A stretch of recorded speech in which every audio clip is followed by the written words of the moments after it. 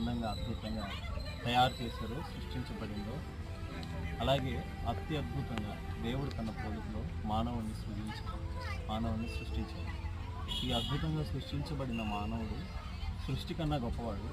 కానీ సృష్టి దేవుని మాటకు లోబడుతుంది, కానీ దేవుని చేత దేవుని పోలికలో అద్భుతంగా నిర్మించబడిన దేవుని చేతులు ఆయన స్వహస్తాలతో చేయబడిన నరుడు మాత్రం దేవుని మాటకు వినక, దేవుని మాట లోబడక, తనకి ఇష్టమైన మార్గంలో, తన సొంత మార్గంలో, తనకు నచ్చిన మార్గంలో వెళ్ళడం వలన ఆ అద్భుతంగా నిర్మించబడిన మానవుడు తన దేవుని పోలికను, ఆయన ఇచ్చిన ఆ పోలికను, ఆ అద్భుతాన్ని పోగొట్టుకుంటూ ఉన్నాడు.